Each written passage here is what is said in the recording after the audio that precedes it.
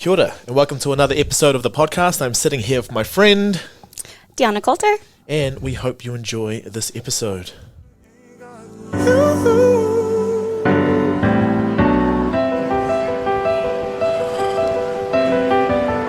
sitting here.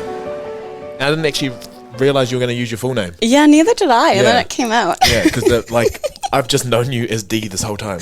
Most people do. Yeah, I've never really known anyone to be called a letter before. But with that, I guess with different names and the way that people get to perceive you, has Dee always kind of been your nickname? Well, kind of growing up it was with my friends, but it wasn't until I moved to New Zealand that I kind of took on Dee as my name. Is that because people started calling you it? Because what I find with people here is that you just get nicknames out of nowhere. No, I initiated it, actually. Right. I got really tired of people saying my name wrong. Right. What would you get? I get like Dina or Diane or Deendra, and it was just Dee. So just Dee, nice just to be easy. Yeah. And no one can really get that wrong, right? Right? Well, hopefully. They still do. It's fine. Don't worry. It's not a sour subject. No, that's so cool. So I guess the first thing that you start off by saying there is that you've come from somewhere else, and when you got to New Zealand, you brought in this new name, and it's one of those things where people can take on a new identity as they move to a new place. But what was that journey for you, having to come to New Zealand? Why did you choose New Zealand? All those sorts of things.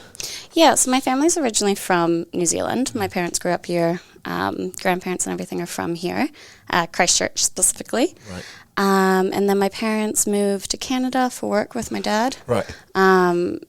So I kind of grew up not knowing any of my family. Okay. I got to come back a few times, but for the most part, I don't really know who my grandparents were or my cousins. Wow. So that was a big reason why I decided to move, was because I wanted to, get to know my family and have those stories from them and everything. Right. So were you born and raised there, or were you born here?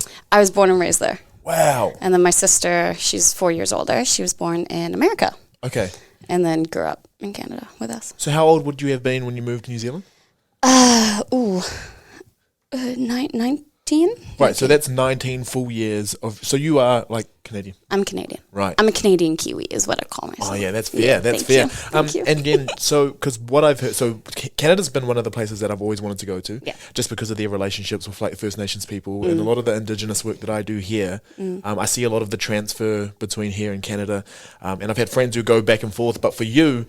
Coming here, what have been the things that you've noticed are similarities, differences, or how has it been for you to kind of get into the overall culture of this country? I found it a lot easier to get into it over here. The culture is a lot more accepted over here. We didn't really grow up doing much First Nations or Indigenous studies back home, kind of at all. Yeah. It really got swept under the rug, so I didn't actually know much until I came here and I started doing some of Chanel's and Emery's papers in PE. Yeah. So, no, I really didn't know a lot growing up. So, but then growing up and then thinking about what you would do regularly versus what you can do here, what are things that you miss from back there? Oh, ice hockey. You talk to anyone over here, they'll be like, "You're crazy." No, honestly, lakes freeze over there, and you just bring your skates and you go, and that was what you do on the weekend with your friends. So you regularly skating? Yeah, skating or skiing, hiking, that type of thing. So, but I just feel like all of that stuff requires so much coordination. Well, you learn it. yeah, okay, that's very true. I don't know why I just assumed you couldn't do it. No, if you're not coordinated, you can't do it. But it's one of those things, so I guess it's similar to people here with rugby. Pretty much everyone's playing pickup and just grabbing a ball and throwing it around. Is it a similar thing there? 100%. Yeah. I can't throw a ball at all because I just never grew up with that. But get me on the ice, give me a stick and a puck, and I'm good to go. Yeah. And then so just having to make that decision to come here and study, it's something huge. It's not just one of those things for a lot of us, maybe back to the Cook Islands for me, for a lot of the people who listen, or for Australia, a lot of that, it's just a 3-hour flight. It doesn't take too much. You only need your one passport, and you don't really need to think too much. If you forget something, it's okay because you're not that far away. Yeah. But now you're just you're changing the time of the day that you're going to be able to get over here, and it's quite different overall. What was the major draw card besides knowing that you had family who had been here, or that your family were from here? I think kind of just a fresh start. I had some, I guess, difficult times towards the end of my high school years in Canada, and I really just wanted that fresh start. And for some reason, I kind of woke up one day and was like, I'm going to go study in New Zealand. Yeah, nice. And then I did it. And so your parents or anything, did they like study here at Otago, or what was the draw card for? Because like there's New Zealand, and that's all like, oh yeah, I'll go to Auckland, or I'll go to Wellington, or something like that. But then you're thinking like, I'll get to New Zealand, but then I'll go all the way to the bottom of the South Island. So what kind of drew that? They have, I mean, a pretty good medical and physio school down here, which was my big draw.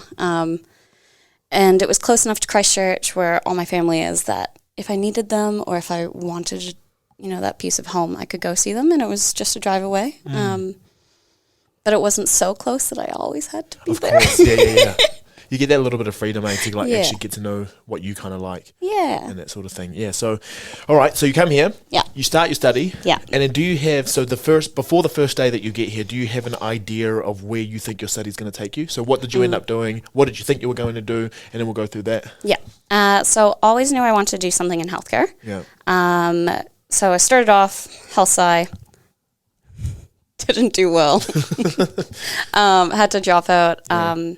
At the end of my first semester, just because I got a concussion. Wait, hold on.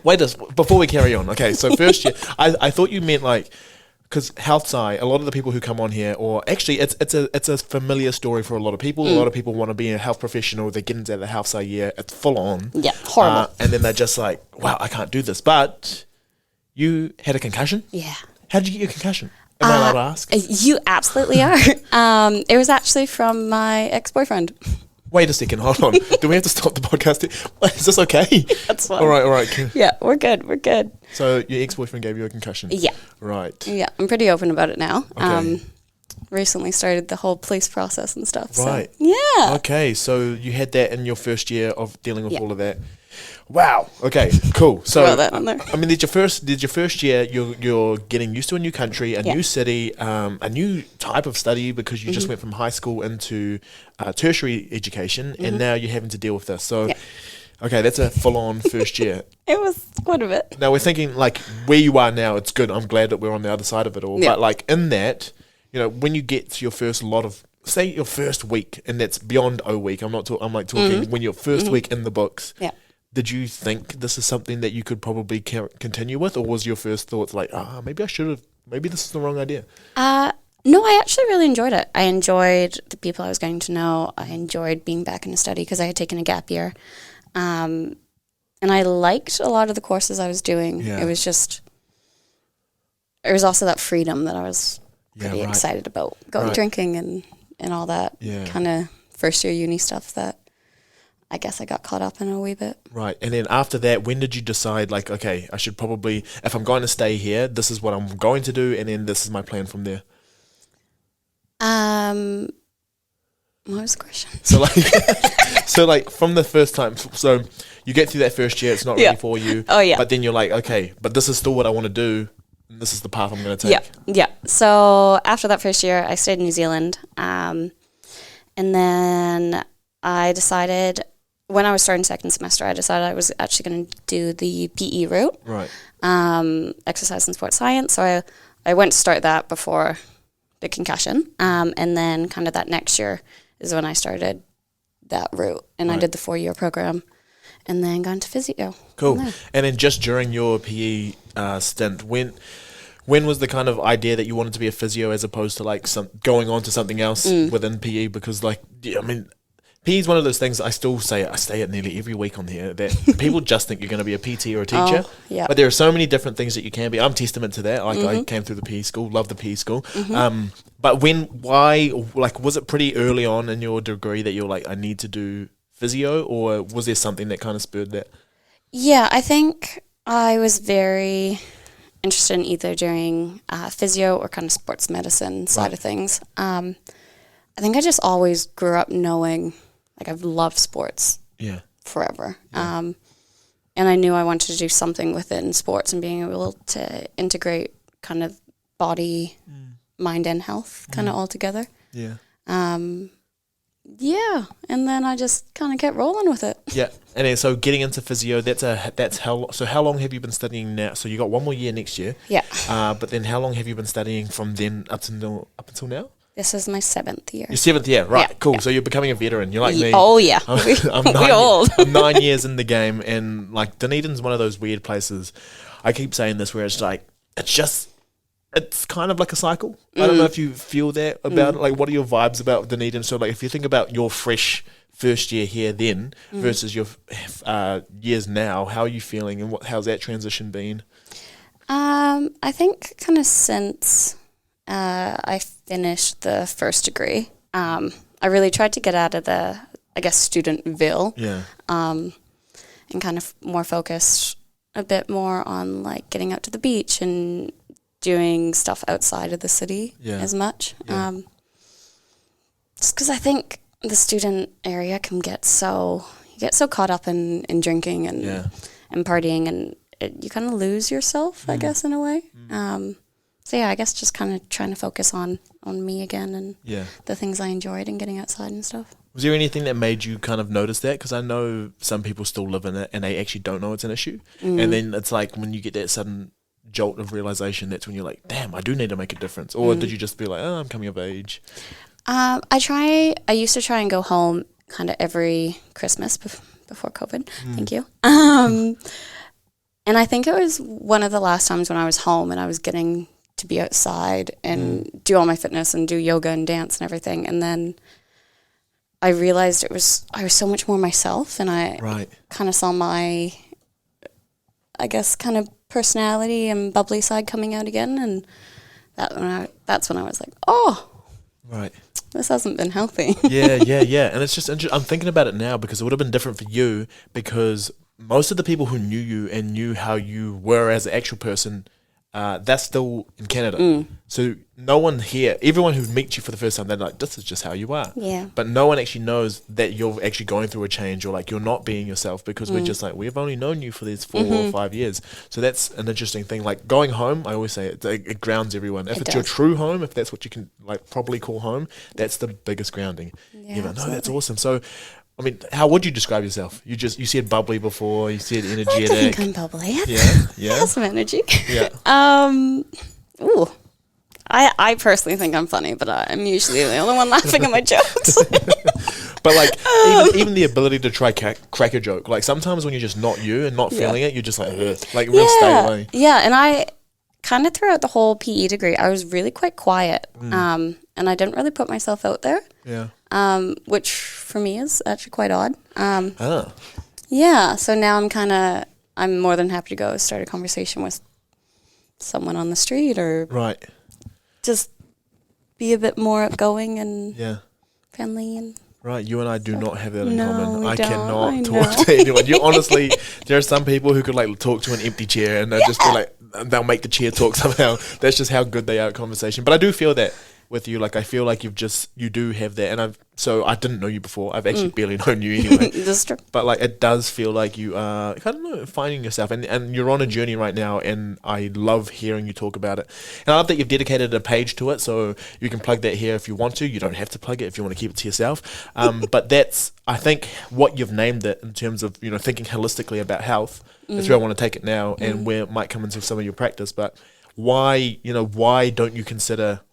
you consider like health to be this overall holistic thing, and why is that the main focus of a lot of what you're doing in terms of your movement practice? It's called Mind, Body, and Soul, just in case anybody is interested. There we go. I'll be tagged, don't worry. Yeah, continue. No, I lost my train of thought. Holistic. I don't know. I think it's from my own personal experience, because I've been dancing for about 13 years now, and I've always found that when I'm dancing and I'm moving and I'm getting to do sports or going to the gym, that's when I notice my mind's a lot clearer, and I'm able to kind of process my thoughts a bit better. And so I've just kind of been a bit more aware of when I am being physically active and everything, and how that does connect with my physical health, but also my mental health. Cool. And then so you touched on dance and how you've been doing it for a pretty long time. What specifically in terms of dance, like what were your favorite things to do, like dance genres? So I enjoyed doing a mix of everything. Yeah. So I didn't start until I was about 12 or 13, so quite late for like the dance. For dance speak. Yeah. But I went all through my ballet exams, my jazz and modern exams, hip hop. I tried tap, sucked at tap. Won't do that again. Yeah. Contemporary. Right. Yeah. But a lot of it, did you say like you were doing exams, so you were actually doing it through proper institutions? Mm-hmm. Like you weren't just joining random troops and just competing and stuff? No. So when I was in high school, I was doing it, through a dance school, and they had the proper examinations, and can't think of what they're called now, but it was all very professional. And then I did kind of competition and performing outside of that as well. All right, so let's just get to that, because that gives me anxiety just thinking about it. Like, I love doing things. I love doing things because I love doing them. But then knowing that there's some sort of like critique element of it all, kind of like that's what freaks me out, and that's what drives me to being like, do I actually like this anymore? Is this a hobby? Do I still love this? Like, how did you balance knowing that you're going to be examined for something to actually get some sort of like notoriety in it, and then so like seeing that versus the competitive side of things? Yeah. I think I always kind of just took whatever the critiques.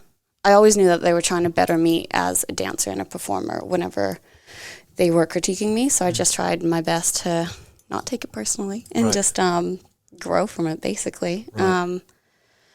But yeah, it did get to the point where I realized I wasn't loving it anymore, which is why I kind of took a step back. And then I took a step back from competing as well. And then just focused more on performing and sharing that love with other people and stuff. And then just talking about the hours that you put into it, and like your body and fitness and everything that goes into that. Did it get to a point where it was something that consumed you, or did you always find that you had a really good balance with it?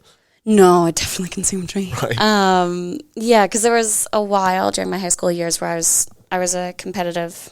It's called ringette, but it's kind of like ice hockey. Oh. I was doing that competitively as well, and it got to the point where it was just basically from 7 a.m. to 10 p.m. at night. I was either at high school, or at either the ice rink or the studio. Yeah. And I just had no time for me or schoolwork at all. So I ended up kind of dropping ringette and then just focusing on dance, which it helped, but I kind of just picked up more of it, to be honest. Yeah, right. And then going through that and then having to, I mean, it's just one of those things where like you train so much and you do so much practice for almost like maybe a 3 to 4 minute set on something. So if we just go through that and the hours that you have to put into that, but then let's just go to the cool stuff, right? The day that you get to perform. What are the types of things that run through your mind on the day or even before the day? And then like we'll go through that. Yeah. I'm always so nervous beforehand. Even if it's like the smallest performance, so nervous. Yeah. But then that excitement kind of comes in and that love for it kind of comes in, and you get on stage or wherever you're performing and you just kind of see everybody and you see their smiles and everything, and you just have so much fun with it. And you really connect with the audience and kind of the people around you, and it just warms my heart.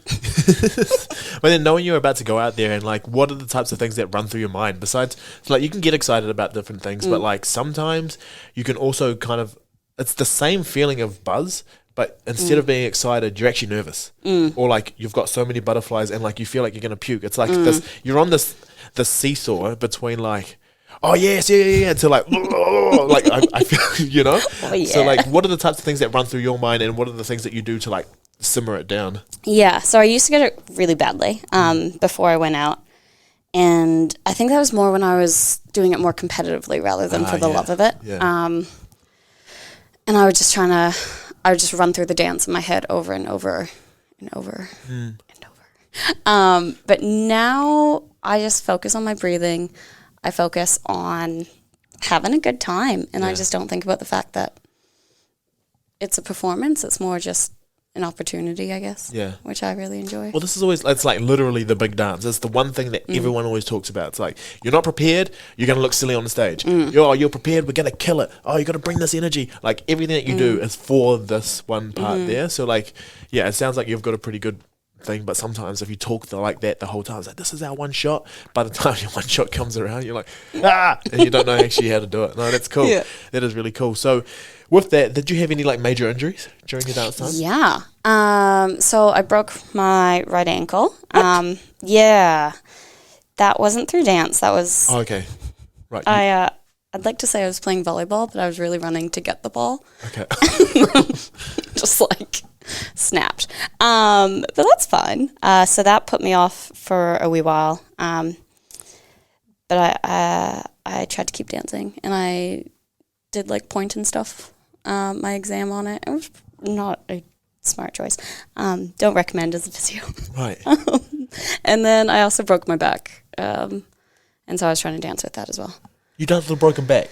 Yeah. Did you break your back with dance, or was it volleyball again? No, it was hiking actually. What are you doing? I fell off like a wee cliff, and I. Is it a cliff or was it like a ledge? No, it was a cliff. Well, ledge. Okay, right. Cliffy ledge. And then how do you land to break your back? There's like a rock at the bottom, and I just like landed my gosh on the rock. Oh shit! Sorry. No, you're right. On my lower back, and yeah, it just part of my transverse process just snapped off. But I'm apparently quite stubborn, so I got up and I kept tramping for another 6 hours that day, and then in the morning I couldn't move at all. So holy moly, we had to like flag down a helicopter. It was quite cool. Okay, so you got pulled out in a helicopter. Yeah. Right. Okay. Got a free ride. It was great. Yeah, but like to be able to go the rest of the day, like I think that says something about you. So like you do some exams with a broken ass ankle, and then you have a broken back, literally a broken back. Like people say they break their back. I say I break my back every single morning when I roll out of bed, but this is like proper broken back. Yeah. And like, so where have you always kind of had that drive? Were there stories about you as like a child just being stubborn? Like yeah. Okay, hit me. I was always stubborn. There was one time my mom made this beautiful cake for my birthday. I think it was like my second birthday or something. Okay, so you're 2, right? Yeah. It's happening. Yeah. And I kept trying to get to the cake because it looked so bloody good, right? Yeah. So mom ended up putting it on top of the fridge, far away from a 2-year-old. Yep. She comes back, and I had like built this contraption up to the top of the fridge, and I was just sitting on top of the fridge eating this bloody cake. How good is that? I know, it's a bloody good cake. Right, so this has been like, this is you. This is me. So I think that kind of explains why you can stay here and why you can get through everything that you need to get through, but then also like go through all the things that you're doing, do it well, but then also like have fun while you're doing it as well. Because like at the end of that, you got cake. Yeah, it was great. So like that process of putting it all together, like you kind of have the end vision like in mind. So with that, and then just thinking about where you are with your study. So this brings it all back. So we went into your dance and then just kind of into your holistic practice. Why was physio like of anything the thing besides like working with sports teams and all that? But then like overall, you work with people. So has that love for people always been a thing, or was it kind of more your love for sport that was the passion to drive it? No, it was definitely the love for people which drove it. Right. I love working with sports teams, but it's probably not the area I'm going to go into. Yeah. I think that was part of the reason I chose to do physio over med, was because you get to connect with your patients so much more, and you have that one-on-one time, and it's honestly like a counseling session while you're fixing their body, basically. Right. Which I find really cool. Yeah. And what are the like main things that you'll come across? Not like injury wise, I just mean like in terms of people coming to talk to you, because you talk about it being like a counseling session. What are the main things that people like come in just unstressed with it? A lot of mental health stuff. Yeah. A lot of about what they've been going through, and it's really interesting because you can see kind of how chronic pain comes into it with their injury based off what's going on in their life. Right. And then get a lot of stories about, their partner and how they're driving them crazy, and it's quite funny actually. Right. I really enjoy it. And then when you're in there, how do you, so as a talkative, bubbly person, how do you like, when do you know to pull back from like some of the conversations? I think if it's ever getting a bit too personal, right. You kind of just poke them really hard in the sore spot, and then no, don't do that. And, they go, and then you're like, oh yeah, sweet, and then you change the subject. Yeah, nice. Yeah. No, if it's ever getting too focused on something a bit too deep, just trying to change the subject or ask about their injury basically. Yeah, right. But often I find that people need to talk about it, which is why they're talking about it, and they just need to kind of get it off their chest. And you actually learn a lot about the injury and how it's come to be based off someone's life. Yeah, for sure. And it's like vice versa. So you can talk about how chronic pain kind of messes with them mentally and all that sort of stuff, but also like how the pain manifests itself later based on where you are at mentally. Like some of the injuries that some people have, like you've probably gone through all the different models where like some back pain is actually just like this person's stressed. Yeah. And it's not necessarily that there's like physically something wrong, but physiologically everything's changing because of how they're perceiving the world. That stuff's so cool. It's so cool, right? Yeah. So when do you get to learn, when did you start learning about that, and what was the main things about just pain and injury that kind of like for you was like, yeah, that's awesome? Yeah.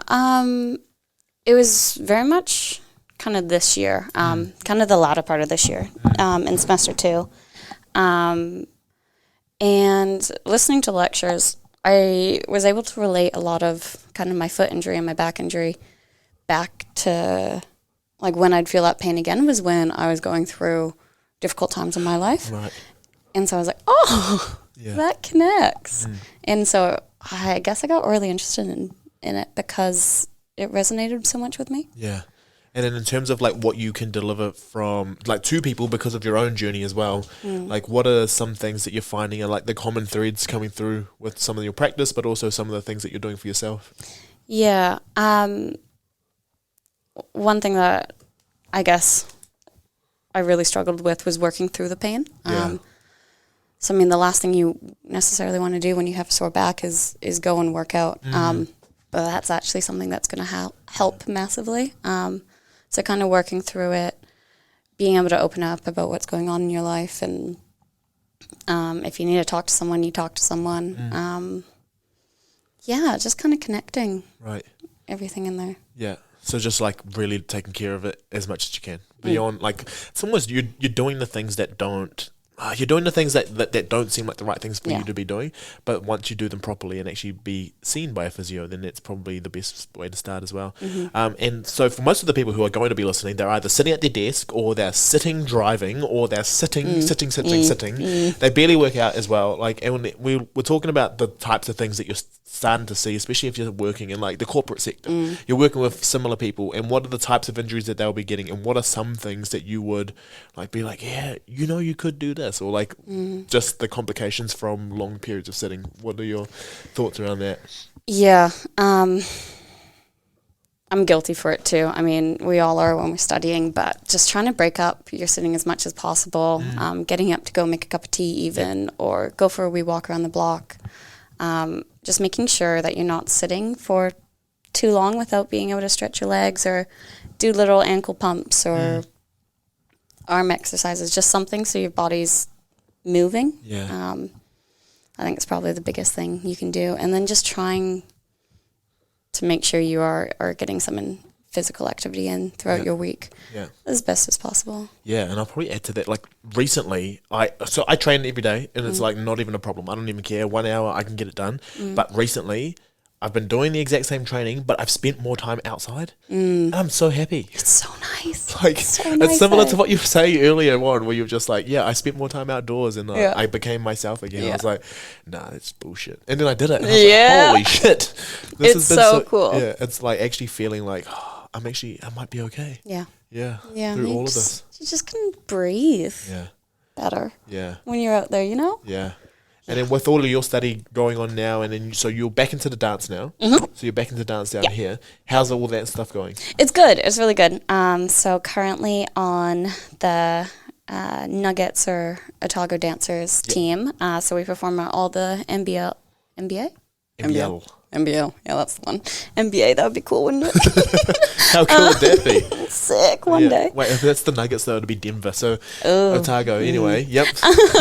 Yeah, so we perform at those, and then we perform at some of the Highlanders games as well. Oh, wait, so you're part of... So the overall thing is the Otago dancers. And do they still have the person who... Like, do you wear the morph suits? No, we don't do that anymore. Okay, right. But that's them, the way. It was. And then they changed. Okay. But have you seen the chickens? Yes, I've seen the chicken and the KFC. The chicken. Is that actually you? All right. So for everyone here, like, we have a thing called... so we have Forsyth Bar Stadium, and then we have the zoo, and then there's usually a chicken, and then there's... What's the other There's animal? 2 chickens, and then a Highlander. Yes, right. Like, so the big things that you wear, that's you. Mm-hmm. I swear it's taller. Okay, right. Okay, thanks. Well, no, sorry. How do you become the chicken? So it was from the Ksenia, the woman who runs the Nuggets team. Right. She's dealt with kind of the Highlanders and Forsyth for years. So, yeah, she set it up somehow, and I got asked to do it, so I did it. It's bloody good. So how's that, like, so say it was you out there. Mm-hmm. Say it was you, not in a chicken, like, costume. Yeah. How would you be versus being in the costume? I used to say I would have probably in the past been quite shy and not quite as outgoing, but I really don't care anymore. So either way, I'd be shaking my tail feathers. This is one enthusiastic chicken. Like, it goes ham, and you're always just like, that person must be on something, right? But we've never known just who it life. was. I'm on life. It was you. Wow. Okay, so at the home games, you're out there, you're doing your thing. Yeah. But then, so I'm guessing there's no chicken at the basketball games. No. So what's the difference between the two arrangements? So that's kind of just an extra thing on the side. And then we do sometimes properly dance at the Highlander games. And then the Nugget games, we do probably up to like 14 sets in a game. Right. Just every time out, we get up and we dance. Yeah. Which can be so difficult because you have no idea when the timeouts are coming. And you just have to run. Right. Now, okay, you said 14 sets. Yeah. Right? That's a lot. And it is a lot. It's maybe like a short amount of time. It's the same time set every single time. Be honest, do you like only have a few routines that you run through multiple times? Oh, no. What? No. I think at the end of the season we had 16 dances. Okay. They're each only a minute long, but yeah, 16 different dances, different formations, different styles. It's bloody exhausting. How do you remember all of that? Sometimes you don't. Sometimes you absolutely are doing the wrong dance, but just laugh it off. Yeah, try that's and true. Keep going. Yeah. So you can never stop. That's the key thing. I learned that in drama. This one guy like fully came in with the wrong line at the wrong time and played it off so well because he didn't go, he was just like, no, and just like carried on and took himself back off. It was so cool. Oh, I love that. So that's kind of what you do. Yeah. I'm not saying you stuff up all the time, but there have definitely been a few. Right. Okay, so how do you compose yourself? Honestly, pretty good at just laughing at myself, and then I just keep going. Nice. Yeah. Very good. It's not anything insightful, to be honest. Have you done any competitions while you've been here? No, I haven't. No. My because I used to be the president of the Otago Dance Association. Right. And so the troupe that performs with them they've competed, but not personally. Right. Did you ever get the itchy feet to do it? No, to be honest. I think I'm very over the competitive scene. Right.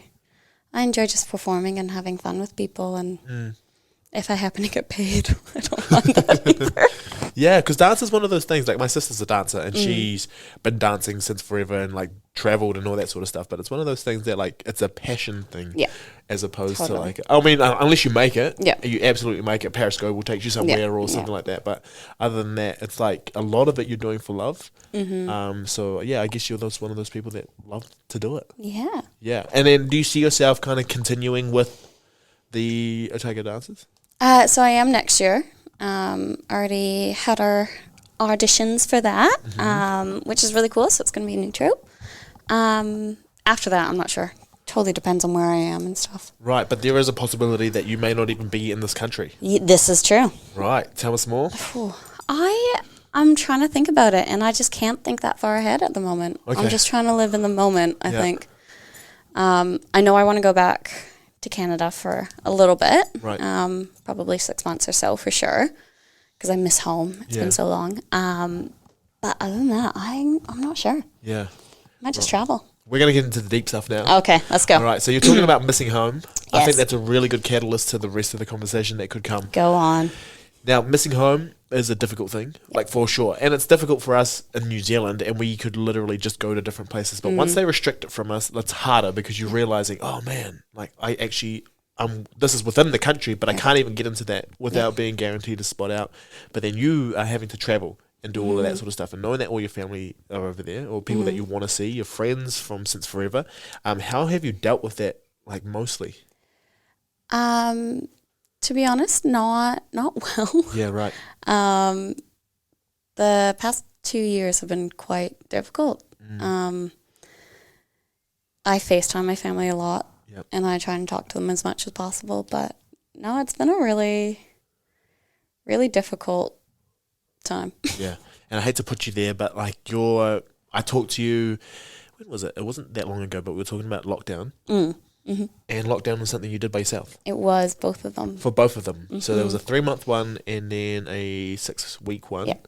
And you did it all by yourself. Yeah. And how do you cope during a time like that? Like in proper isolation, when people are talking about, you know, you've got your flatmates, but you're in proper isolation. So if you wanted to see someone, you actually couldn't. Yep. So how did you get through that? Like what were the main staples, or how, so like looking at yourself last lockdown to this lockdown, what were the main differences, or were there even any differences? This lockdown, I tried to make sure I was getting kind of outside on my walks a lot more. Trying to make sure I was being active as best as possible. Otherwise, it was pretty similar. Tried to call friends and family as much as possible. I was pretty lucky because we still had kind of online labs and lectures. So cool. Still got to, I guess, talk to people in that way. But no, not having any kind of physical touch was so difficult. Yeah, right. Just not having anyone around. It was a really kind of dark time. Yeah. And what were the main kind of things going through your head during most of it? Like besides the usual where people are like, how long is this going to be? But what were the types of things like where you go from your being your bubbly self and like your positive, everything's going to be okay self and like I know what's going to be at the end, to like what types of thoughts started creeping in once you get that more isolation, there's more time in your head really? Yeah. I guess a lot of it for me was kind of doubting my self-worth and thinking about whether anyone would notice if I was actually gone. Right. We got quite dark. And during that time, did you find that there was anything that helped? Like, obviously going for walks and all that stuff's going to help, but then also addressing the stuff that's happening in your head, like for you to be able to recall that moment. Like, were you writing anything? Were you doing anything with yourself to try better yourself for that? Not in the first lockdown. That kind of just set me off. But this last lockdown, I would try and dance in my living room as much as possible. Yeah. And it would just be goofy, or it could be like proper choreography. I tried to write a wee bit, but I found that I just always had my own thoughts in my head, and it was just too much. Yeah. So, yeah, that didn't really work for me all that well. Right. I drank a lot. Right. To be honest. Yeah. Played drinking games with myself. Oh, wow. Okay, wait, hold on. I didn't know that. Right, so, because, like, drinking, everyone through here has been with me on my drinking journey. Yeah. Now, like, alcohol has just been pretty much my best friend for a lot of the stuff. For you, like, what was it about the drinking that made you, like, this, like, I'm looking forward to this? Like, that's weird how it goes from, like, it'll be nice to have a drink to actually, like, I can't wait to wake up again, to, like, start drinking again. So how did you, like, when did you start noticing that was happening? Pretty early on. Yeah. I would wake up and I'd have a lab at 10 or whatever, and I'd have a wine with my lab at 10. Yeah. And I think it just took the edge off, and it made the time go faster. Right. And I just really wanted the time to speed up, and I wanted to be out of my own head. Yeah. Did you find that at first it was kind of like a joke? Oh, absolutely. You're like, ha ha ha, I can have a drink at blah blah blah because I can. Yeah. But yeah. Then it turned into a bit of a problem. Yeah. And then the joke's not funny anymore. No. And you're the only one laughing. Everyone else is just like, oh, do you need help? Yes. Okay, right. So how's that all going now? Like, is that something that we came out of lockdown and you thought everything was going to kind of get back up to normal, or did you realize that there's kind of some persisting effects from all of that sort of stuff? In terms of drinking? Yeah. Yeah. No, I've been pretty good at being able to kind of get back onto a healthier path. Yeah. Although I still seem to enjoy my weekends. Oh, okay. Well, you're not doing it like randomly at 10 o'clock. Like no, on a weekday anymore. No. It's definitely a bit more of a social thing now, right. Which I think is probably healthier. Was it one of those things? Okay, maybe I'm just speaking for myself here, but sometimes when I'd go through it, I would get mad at myself for even letting myself get to that point, or were you able to be like, yeah, it was just in that time? I think if it continued, I would have, but because it was so kind of isolated with lockdown, okay, right, I let myself off the hook. Nice, Yeah, fair enough. Yeah, no, it sounds like I really like the way that you kind of deal with a lot of things, where you're just like, yeah, it's gonna be fine, and then like you're very good at kind of just like brushing stuff off as they are, and then moving through things. Now we talk while we're still down here. Let's bring it in anyway. So we were meant to record on Saturday, and then you did something very noble, which I really appreciate. Even though a lot of people will listen to this and be like, "Oh, why she's flaky," but you actually texted me to say, "Look, you can't do the episode," and that's fine. But like most people would just say, "I can't because my dad's got my car." But like, give me some sort of excuse. But you just were straight up, and you're just like, "I'm not feeling the best today," and then you like were very open about that, and I was like, "That's so cool." It's one of the coolest things that people can do is like be open about how they're feeling. Yeah. Because not many people do it. No. And I don't know if it's like a New Zealand thing or a Kiwi thing, but a lot of people would rather make up an excuse to be like, I can't come, rather than being like, I'm anxious as fuck, bro. Like, I can't be there. Please understand. And because I am, like, multiple times, I'm Phils Armstrong. That's what I call myself. But, like... Love it. I understand. If someone tells me that, I'll be like, fuck, I'll do anything. Like, I'll help you. What do you need? I'm here for you, man. That sucks. Yeah. So how come you were so comfortable telling me, and then what were you dealing with? What was going on in your brain for you to just be like, no, I can't do that. That's not for me. I need to shut this down now so that I can take care of myself. Yeah. This kind of past year especially, mental health just has been my main focus, essentially. And doing whatever I can to put myself first has been what's helped get me through it. So yeah, if I am feeling really anxious one day, I try and normalize talking about it as best as I can. And I feel like the more you talk about it and the more people can understand, and a lot of people can relate. And then they'll feel more comfortable talking about it. So yeah.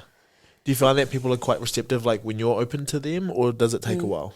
Definitely takes a while. I think there are some people who are pretty open pretty quick, but it takes a long time to kind of build that up with a lot of Kiwis, to be honest. Yeah.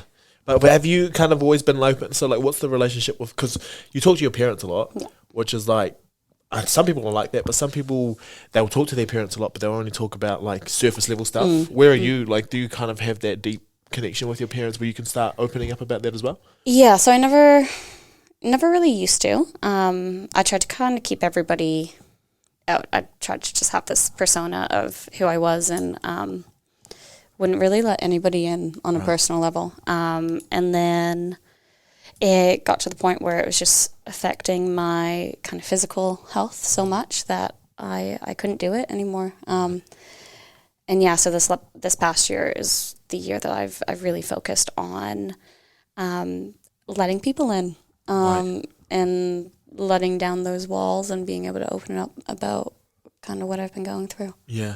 And then putting yourself first. So what does that look like in your mind about trying to make sure that you are prioritizing yourself? Being a lot gentler with myself and kind of self-love talk. I guess, like if I wake up and I'm having a bad day or I'm feeling anxious, instead of just being criticizing to myself, I actually I try and act as though it was one of my friends or loved ones who came to me and told me they were feeling like that, and how would I react to them and how would I comfort them.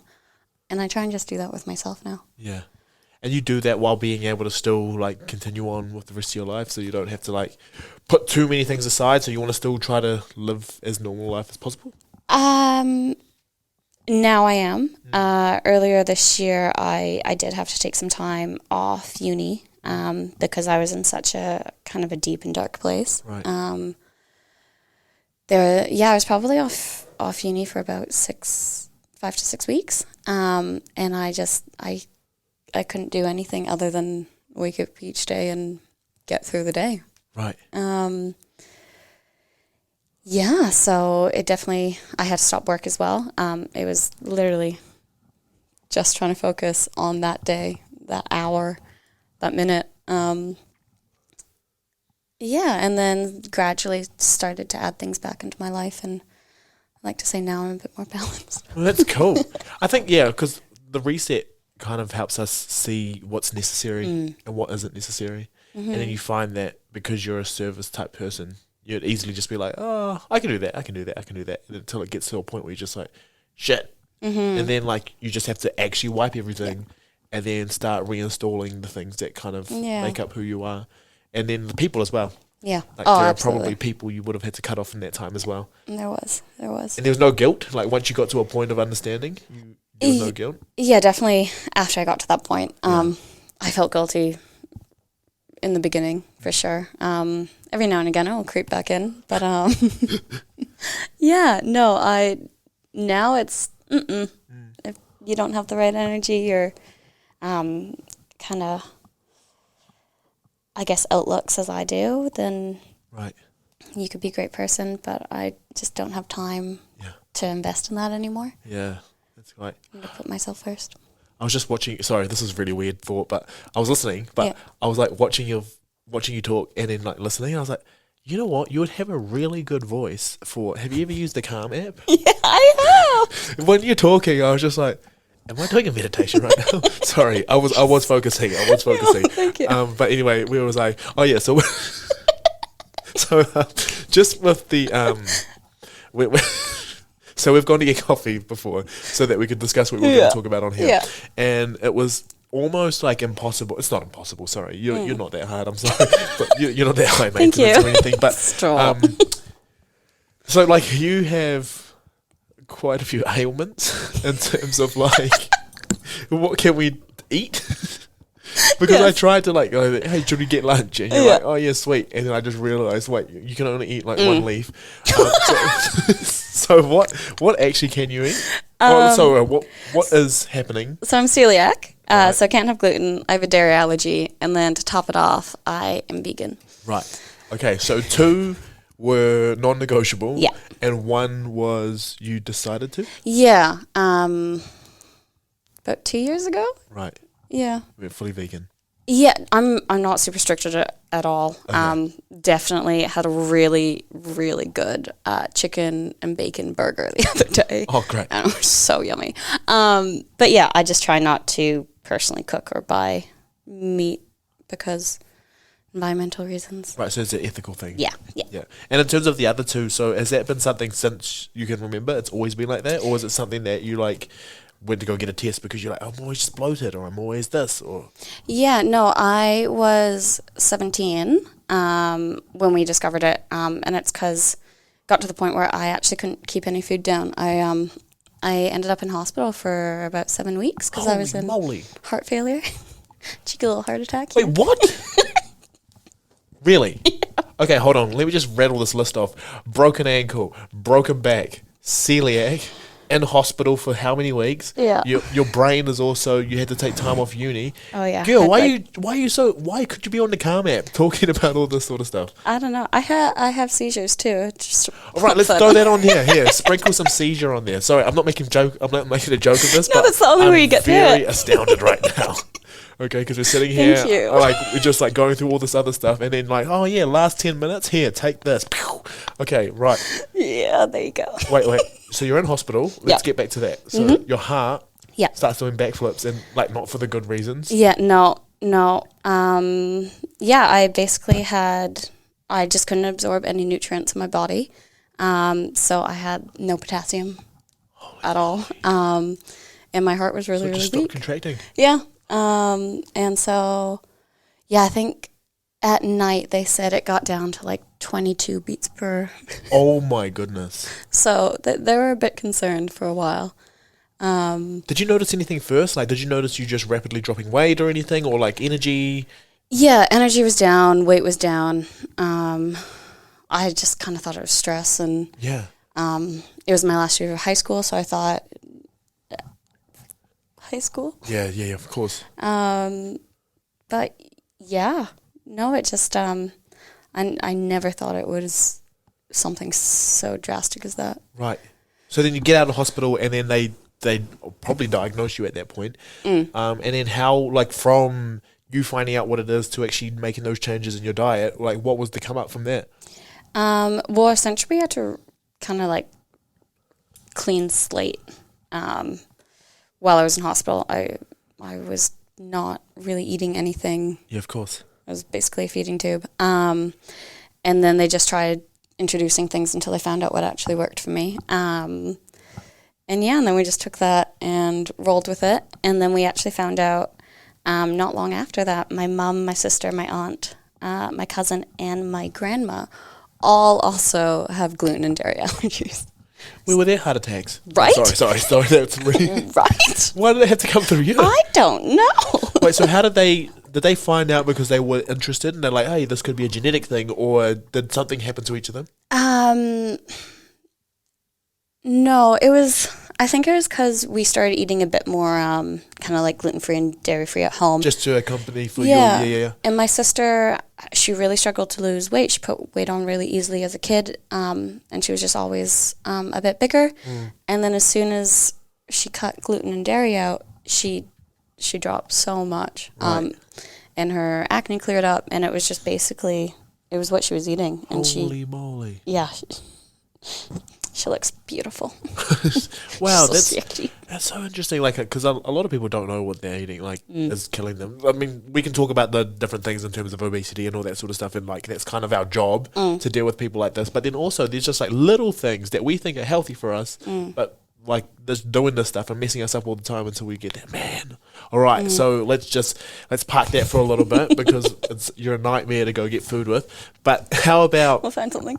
Seizures? Yes.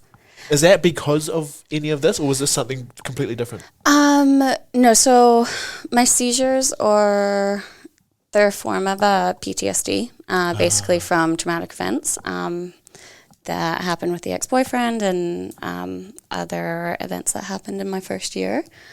And so I started having seizures 5 years ago. Right. Basically because I kept everything inside and my body just... it needed to release it in some way, and so it came out as seizures. So you literally became a Mentos in a Diet Coke bottle, but someone put the lid on. Yeah.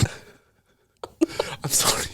All of these things like these, I don't know why this is happening, but okay, so how does... from the first time that you ever experience one, because it's not like one of those things where you're just going to be like, oh yeah, sweet, we just took your blood, you're going to have a seizure soon. Yeah. Like, it's just that you have so much inside of you, like it just combusts. Yeah. And then you like get that. When you do you remember your first time? Yeah. Yeah. I was with my partner at the time. Yeah. And I think we were studying for an exam. And I think I had gotten some bad news earlier that week, and I dropped. And then I was just like this little like... But you had no idea that this would ever happen? No, none. What do you remember from your side? You dropped? Yeah. I could remember my partner freaking out. Yeah.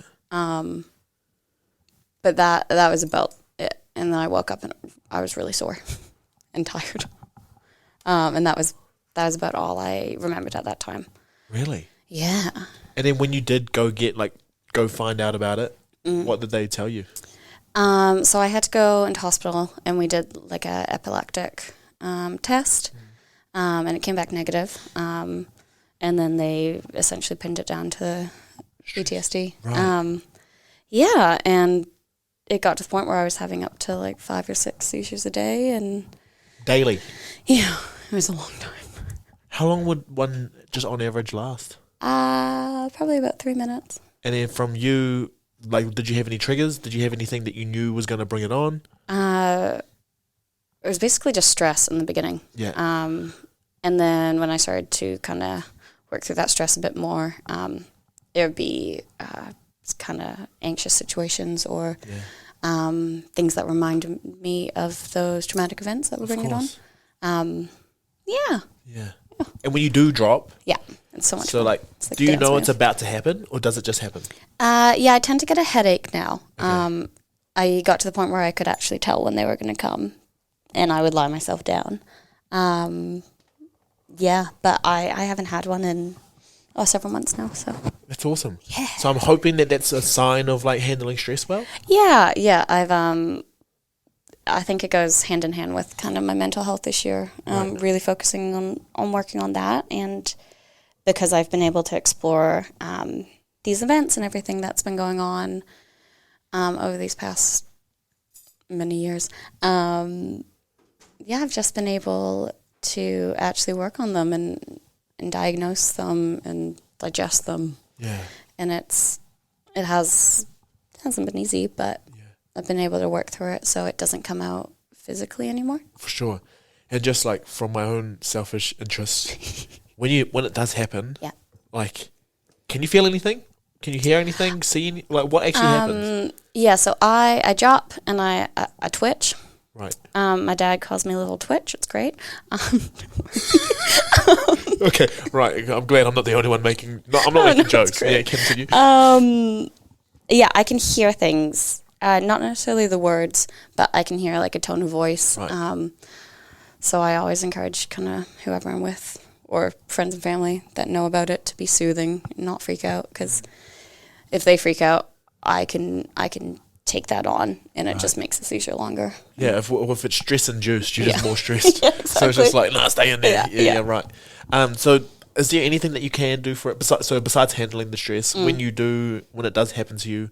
Is there anything that like you need to take or anything, or is it just relax, do your thing? No, just relax. She'll be right. Right. And then hopefully, if you know it's about to come on, you can lay yourself down so that you don't fall and hit your back. Oh my gosh. Yeah. All right. So, broken ankle. Broken back. Yeah. Seizures. An almost heart attack. Yeah. Your lining in your stomach just doesn't agree with gluten or dairy. No. 7 concussions. Concussions. Right. Okay. This is our last one. So do you think that the concussions also kind of led, so concussions plus stress equals? Yeah, I think... like you're more susceptible to it because of the concussions as well? Yeah.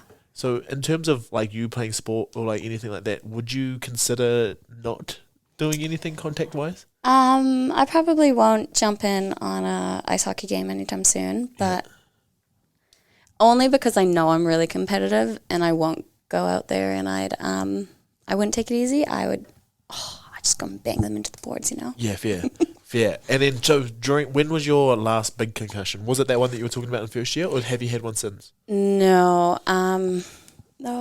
Probably about a year and a half ago, 2 years ago. And was that like bad, or have you had so many now that you kind of deal with them? I kind of just deal with them. See, that's bad, right? Yeah, I know.